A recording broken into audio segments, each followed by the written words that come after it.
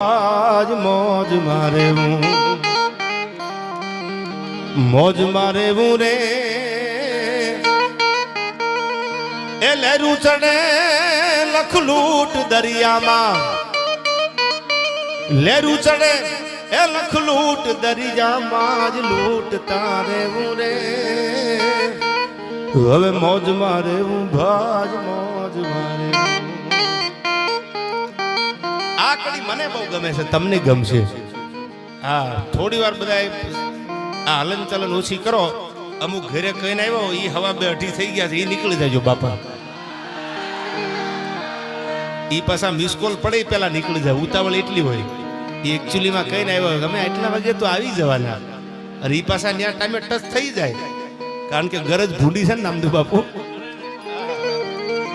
હા હવે સાંભળજો આપણા કાળજા તો જો તમે કે લાય લાગે આમાં તો બળે નહીં લાય લાગે તોય બળે નહીં પાછા આ લાય લાગે આમાં તો બળે નહીં એવા કાળજા કી ધારે આ દરિયો ખારો ને વીરડો મીઠો આ દરિયો ખારો ને વીરડો મીઠો એવા દાખલા દીધારે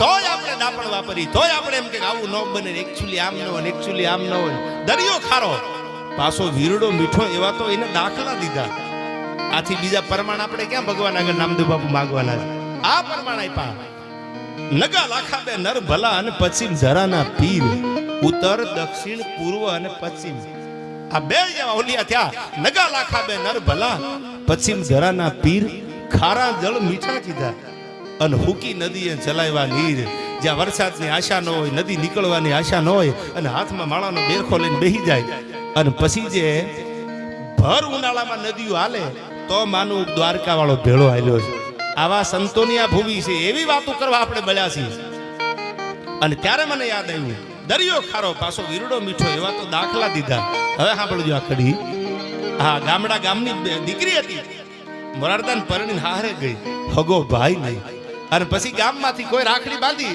અને રક્ષાબંધન આવે તો રાખડી બાંધી દે આમ થતા થતા થતા થતા વર્ષો વી ગયા પછી તો એને સંધ્યા દેખાતી એટલે કીધું કે બાપા ભાઈ મને અગ્નિ સંસ્કાર આપે ને તઈ જોજે હું હળગી જાય પણ મારું કાળજું નહીં હળગે હવે સાંભળજો ભાઈના અને બેનના પ્રેમ કેવા છે આ દીકરીઓ બહેનો બેઠા છે એટલે પ્રસંગ મને યાદ આવ્યો હું ઘણી વાર કહું છું કે આપણી કહેવત છે ખાલી આવે તો હાડલો લઈ જાય અને બેન આવે તો આહુડા પાડતી જાય સાહેબ દુનિયામાં જેટલું દુઃખ ભાઈ માટે જેટલો પ્રેમ બેનને છે ને એટલો હાળી નહીં હોય હાળી તો હારી હોટલમાં જમવાનું રાખો જીજુ જીજુ જીજુ કરીને પૂગી જાય પણ બેન એક એવી છે કે તમારા દુઃખમાં ભાગીદાર થાય પરણીને હારે વહી ગયો અને 10 વર્ષના વાણા વ્યા જાય અને પછી ખબર પડે કે મારા ભાઈને તકલીફ છે તો પેલું આહુડું બેનની આંખમાંથી પડે હાળીની આંખમાં જ ન પડે આ નક્કી કરી લેજો અને કદાચ જમીનના ભાગ પાડે મેરુભાઈ અને કીધું એક સહી કરવા આવજે તો બસમાં આવે ગાડી તો હોય નહીં ગરીબાઈ હોય એ બસમાં આવે સાઈન કરીને મોરારદાન ફાંસી વહી જાય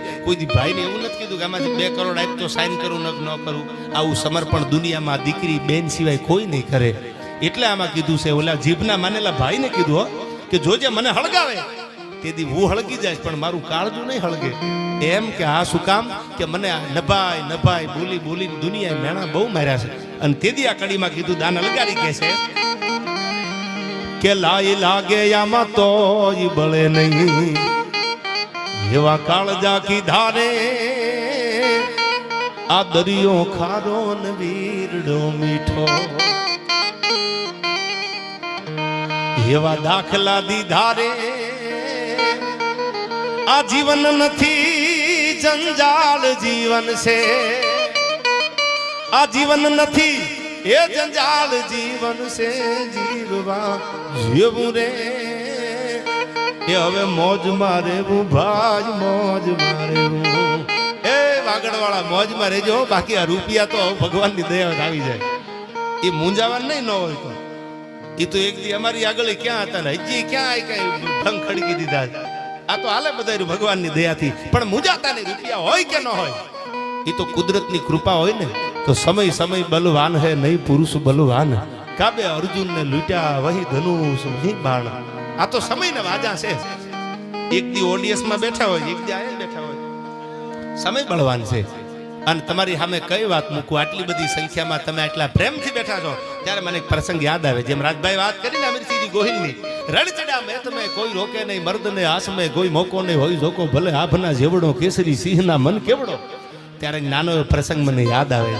પછી તમારે અને ઘોળો એવડી બધી થાય છે. ખબરમાં મીડિયા વાળા આવવાના વાગડમાં, એ કે આ પૈસા આવ્યા ક્યાંથી? હવે તો વાગડ વાળાને પૂછો તો ખબર પડે ક્યાંથી આવ્યા, બંડલ ક્યાંથી લઈ આવ્યા. પણ હવે સાંભળજો, આ પ્રસંગ મને ગમે છે, તમને ગમશે આ વાત. એક ક્ષણિક મુલાકાત થઈ જાય. નામદેવ બાપુ સાંભળજો, મેઘાણીએ લખી છે વાતું. વાગડની ધરતીમાં પગ મેલો તો બબે ડગલા હાલો એટલે પાળિયા જોવા મળે. એવી આ વાગડની પવિત્ર ભૂમિ છે. ડાયરો કરવા આવું છું ને બોલું છું એટલું નહીં, હું કાયમ બોલું છું બનાસકાંઠા માટે શ્રવણભાઈ, કે ઉત્તરમાં અંબાજી આસન ભીમાગઢ ધરણીધર પાલનપુરમાં પાતાળેશ્વર પૂજાતા પરમેહર, અને રણના કાંઠે કરે રખોપા નડેશ્વરીથી નાતો, સૌથી ન્યારો સૌથી પ્યારો મને મારો બનાસકાંઠો યાર. હવે બનાસકાંઠા વાળા ક્યાં ડાયરા મન બોલાવ્યો છે એના વખાણ કરું, પણ બનાસકાંઠો ધરતી એવી છે. પાલનપુરમાં પાતાળેશ્વર મહાદેવ બેઠો છે, અને રણના કાંઠે જ્યાં ભારત પાકિસ્તાનની બોર્ડર લાગી જાય અને ભરી બધું કે જ્યાં BSFના જવાનો બેઠા છે, બોર્ડર સિક્યુરિટી ફોર્સના જવાનો, ન્યા હાથમાં ધ્રુપેલિયા માતાજીના ફરે છે. ગાય જગદંબા હે 9 લાખ લોબડિયાળી. આ જે વિશ્વાસ અને શ્રદ્ધાનો દેશ છે. ત્યારે એક નાનો એવો પ્રસંગ તમને અહીંથી કહું. એવી વાતો આપણે નથી કરી. સવારમાં તમારે ભગવા પહેરી લેવા પડે ને તમે ઇમોશનલ થઈ જાવ. સવારમાં એમ થાય કે રામસાગર લઈ લઈને તમે કે રામસાગર લેવું મને લાગતું નથી આમાં.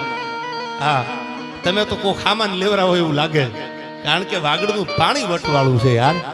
અને જેના પાણીમાં વટ હોય ને એના પટાધર પુરુષ કે સ્ત્રી જે જન્મે એ વટવાળા જન્મે. અને હું તો કાયમ કહું છું, સાંભળી લેજો આ, કે વીરતા પરમો ધર્મ, વીરતા પરમો ધર્મ. જે દેશમાં સિકંદર જ્યારે વિશ્વ વિજેતા બનવા નીકળ્યો, આ બધા વીરસની વાતો કરે એટલે ઘણા બહુ જાજુ ડિગ્રીમાંથી ડિગ્રી લીધેલા પછી એમ કે આ બધું હવે આજના છોકરાઓ માટે થોડું એકચ્યુઅલી નામદેવ બાપુ જોખમ વાળું લાગે. પણ સાંભળી લેજો, સભાનતાથી કહું છું, વાંચ્યા પછી કહું છું, કે સિકંદર જ્યારે વિશ્વ વિજેતા બનવા નીકળ્યો ત્યારે એને કીધું તું જે દેશની સંસ્કૃતિ, જે દેશનું સાહિત્ય નાશ થઈ ગયું હોય એ દેશને જીતવો બહુ હેલો હોય. કારણ કે એને એની પરંપરાની ખબર નથી. દેશને કેમ બચાવી શકે? ભારત ભૂમિ એવી છે. સિકંદરને કોઈ હરવો હોય તો ભારતમાં રાજા પોરસે હરવો છે. સિકંદરને હારીને પાછું જવું પડ્યું હતું. આ ભારતની ભૂમિ છે. પોરસે એની સામે લડાઈ કરી અને હરાવી દીધો સિકંદરને. શું કામ? આ ધરોહરની ખબર છે, આ શિવાજીની ખબર છે, મહારાણા પ્રતાપની ખબર છે, આ વર્ણવા પરમારે જે માથું આપી દીધું એની આપણને ખબર છે, આ વસરા સોલંકીએ ગળામાંથી વરમાળા કાઢી અને ગાયું માટે હાથમાં તરવાર લીધી એની અમને ખબર છે. ભૂચર મોરીના યુદ્ધના મેદાનની આપણને ખબર છે, ઝારાના કચ્છમાં મેદાનની ખબર છે, અને હલ્દી ઘાટી સુધી આપણને ખબર છે. એટલે આપણે કોઈને આંબા નથી દેતા. શું કામ?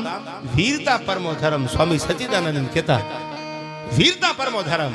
પણ હવે સાંભળજો, આ વાત તમને કરું, આ ઉતારવા જેવી વાત છે. આમાં ઉતરે તો ખીચા મૂકતા જજો, બાકી આકાને આકાને સાંભળતા જજો. કેવી વાત છે? આ હાજનું ટાણું થઈ ગયેલું. ધીરે ધીરે ધીરે ધીરે ધીરે ધીરે ભગવાન ભાણ હુરદાદો રંડાદેના ઓરડે દૂધના કટોરા પીવા જવાની તૈયારી કરે. વાર્તાનો માહોલ છે એટલે નામદેવ બાપુ વાર્તા કહી દો અહીંથી. એટલે રાજભાઈ કીધું ને એમ કે કોઈને એમ થાય કે લાંબી વાર્તા, પણ હવે સાંભળવાની ધીરજ નથી રહી.